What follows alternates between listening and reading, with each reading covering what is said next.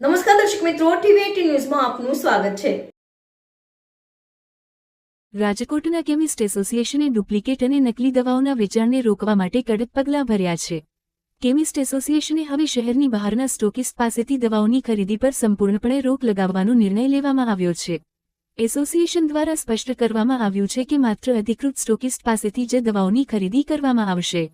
જે સભ્યો આ નિયમોનું પાલન નહીં કરે તેમની સામે સંસ્થાકીય પગલાં લેવામાં આવશે। આ નિર્ણયનો મુખ્ય ઉદ્દેશ્ય દર્દીઓની સુરક્ષા સુનિશ્ચિત કરવાનો અને બજારમાં નકલી દવાઓના પ્રવેશને અટકાવવાનો છે।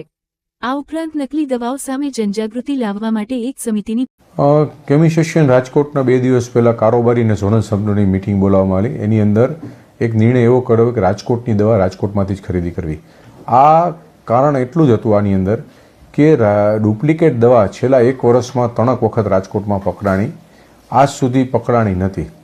ડિસ્કાઉન્ટની ખોટી હરીફાઈ, કારણ કે દવામાં માર્જિન 16% જ બાંધેલું છે ગવર્મેન્ટનું લાઈફ સેવિંગ ડ્રગ્સમાં। એની જગ્યાએ 15-16%, 20% પેશન્ટને સસ્તી દવા જોતી હોય તો પેશન્ટને સમજવાનું થાય છે કે સસ્તામાં સોનું ન મળે, ડુપ્લિકેટ દવા જ મળે। આ કારણસર અમે નિર્ણય લીધો છે કે ભાઈ ખોટી હરીફાઈ ન થાય, પેશન્ટ ભરાઈ ન જાય ખોટી દવામાં। એટલે રાજકોટની દવા કંપનીની authorise channel through stockist to semi stockist અને સેમી સ્ટોકિસ્ટ ટુ રિટેલર, આ ચેનલ થ્રુ જ માલ વેચાશે।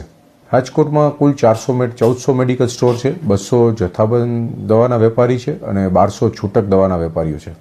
રાજકોટમાં ભૂતકાળમાં આવો કોઈ કિસ્સો નથી થયો, એકાદ કિસ્સો કદાચ થયો હોય તો, પણ છેલ્લા 1 વર્ષમાં કિસ્સો થઈ ગયો છે અને અત્યારે આખા દેશમાં ડુપ્લિકેટ દવા ખૂબ જ વેચાતી જાય છે, દિવસે દિવસેનું ચલણ વધતું જાય છે અને તે કારણસર જ આ નિર્ણય પબ્લિકને બચાવવા માટે અમે કરેલો છે। અમે એક જનજાગૃતિ કમિટી પણ બનાવેલી છે, એના નંબર પણ પબ્લિકમાં ફોરવર્ડ કરેલા છે કે કોઈ પણ દવા એવું લાગતું હોય ડુપ્લિકેટ જેવી તો એ જનજાગૃતિ કમિટીમાં કન્સલ્ટ કરી શકે અને આગળ ફરિયાદ કરી શકે એમ છે।